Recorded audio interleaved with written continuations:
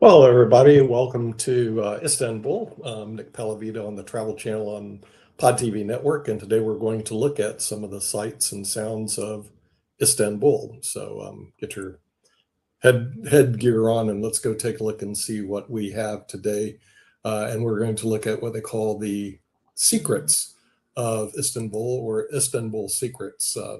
So we're going to just basically take a look and see what they have in Istanbul.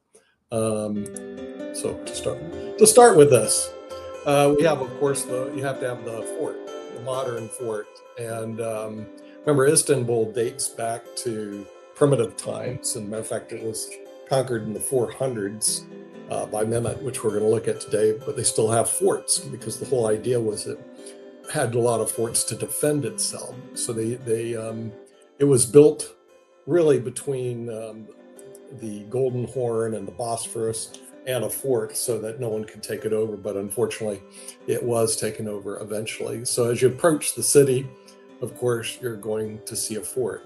Now, one secret that we're going to look at is what they call the streets in Istanbul. And here's one of the most famous streets that if you ever happen to go to Istanbul, it's called Istiklal Avenue, and it's full of shops. As a matter of fact, this is where I found the very famous David Walker's perfume right here.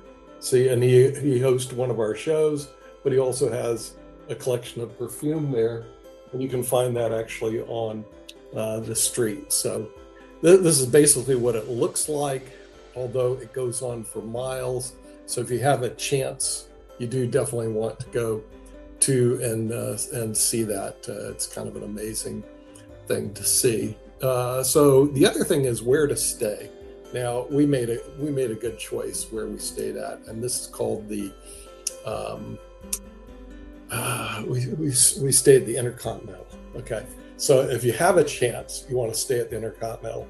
This is the view from the Intercontinental. This is one of the bad views because it's a cloudy day. You actually have some really good views up at the top, restaurants that are at the top of the Intercontinental. It's just a fantastic hotel. So if you have a chance, you definitely want to go to the Intercontinental Hotel. So that's one of the secrets. Where do you stay? And if you do stay there, you're going to be close to Istiklal Avenue. It's really just, you just walk downstairs and you're almost there. So it's a pretty close place. And the other thing that you're close to, but actually it's a little bit of a far of a walk, it's not as close as you would like it to be, is this tower.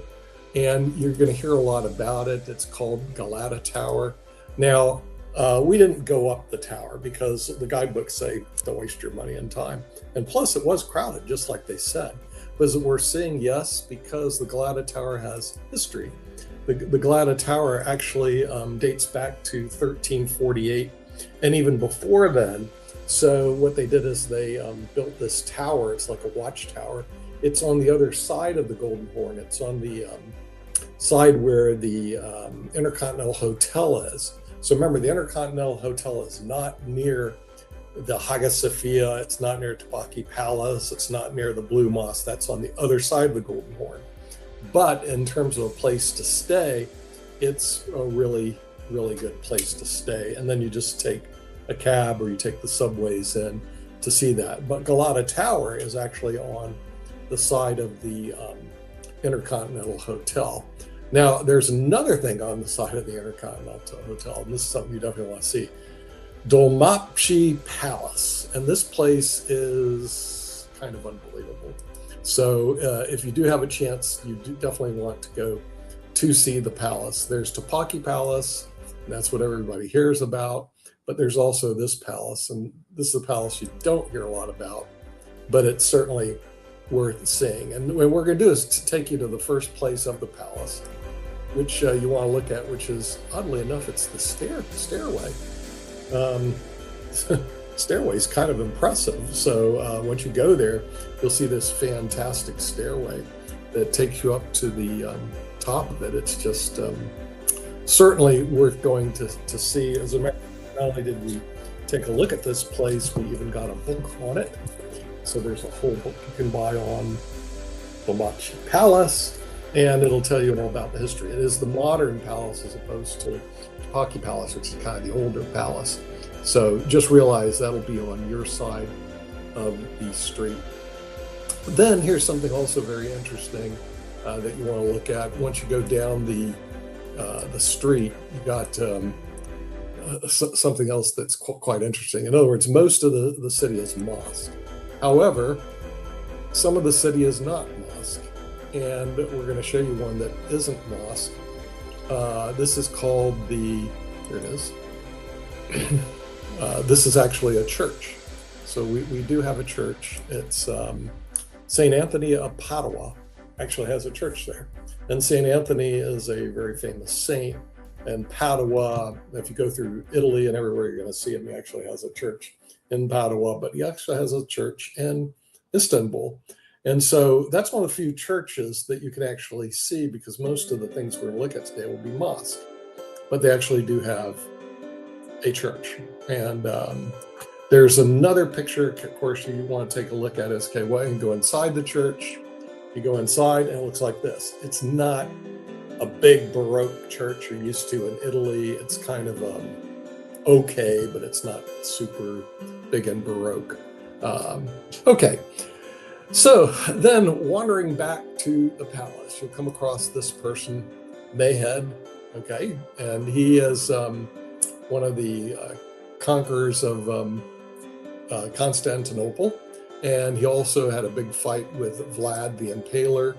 And he's kind of a very interesting creature that you'll come across, because if you read through the history, he shows up a lot in the history books. So something you do need to be aware of, Mayhead. The other thing is Istanbul itself. We're going to take a look at it. Boom, there it is. It's a huge downtown area. Now, we didn't get to go downtown because most of the things that you want to see are away from the downtown area. But realize that the population of Istanbul is like 16 million. It's like the biggest city in Europe, probably a little bit bigger than Moscow in terms of population, bigger than New York City. So they have a lot of people, a lot of buildings. It's just a fantastic place to go. But the thing you'll find out, the best secret of Istanbul will be the food. The food is absolutely incredible. And another thing is, when you go to the palace, you'll also come across the entrances, and the entrances are quite nice. They're big and very, very European. I don't know how else to describe it. If you do also go to Istanbul, you have a chance, you want to go to take a boat ride up the Bosphorus, and you'll see the Maiden. And the Maiden's kind of interesting because it's got a little history behind it. It's called the Maiden Tower. And the Maiden Tower was actually built around 408 BC and then was rebuilt and rebuilt. It's a little tower in the middle of the Bosphorus, but everybody loves it because it's kind of a cute little tower. So you'll see that if you go on a boat tour, if you go through the Bosphorus as you head to the Sea of Marmara. So that's something that would be a very interesting place to go to. Now, in our previous video, you haven't seen it, it's Istanbul, the city of mosque. And this is what Istanbul is about. So, you go to the entrance of these places, and then you go further on and you'll see these grand mosques, and they're like everywhere in the city. And this is just one picture. This isn't even the Blue Mosque or the Hagia Sophia. It's just a mosque that's you'll find out around the city.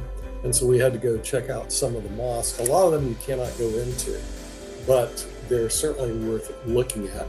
And then there's this mosque. This mosque I really liked because it's on our side. It was on the Intercontinental Hotel side, so you could actually just walk down to this mosque. But even better is that it's near the Modern Museum of Art. It's almost like right across the street. And to make things even better, there's this place. It's called the Malhap Antwerp. And we had breakfast there. It's worth having. It was just great. But not only that, you can get some great baklava there. And so you kind of like have to find this place, but it's worth eating, staying, buying baklava there and buying all sorts of goodies. So on the first floor, they have all these candies. It's all lit up. It's just unbelievable. Then the second floor and third floor, you have restaurants you can go to, and it's not crowded, but the food is just excellent. And so it's something you definitely want to go when you go to Istanbul. Okay, and here's another mosque. Like I said, they're everywhere in the city. When you travel through Istanbul, you're going to find mosques everywhere. They're grand, they're beautiful, and they're everywhere in the city. And this is one of the many mosques you'll see. And then the final thing we'll look at is the last mosque. Like I said, it was this one, which is, I have another picture because it's close to the, I said it's close to the baklava place. So I found it to be just really, really good. Not only the baklava place, but the mosque itself and the modern museum. But so if you have a chance to go, you definitely want to go to Istanbul, but just realize that some of the best things to do is to actually go around the city and, check out the food, check out the shopping. There's a lot of good things to do. And I think that it's certainly worth your time, effort, and energy to get to Istanbul, even though I know it could be challenging to get there. There's just so much good food, so much stuff to do that, it's a worthy experience. And a lot of flights go through Istanbul. And so you may want to stop by Istanbul, spend a couple days before you go on your merry way to somewhere else. So it's just an amazing, captivating city. And I'm actually glad I went. Probably will go back again. And, if for anything, the food's great. And of course, the people are great. It's just worthy time to go. So with that, we want to thank everybody for tuning in to the Pod TV channel. And you can also watch us on YouTube. And we'll see you next time when we do more travels on Pod TV. Take care.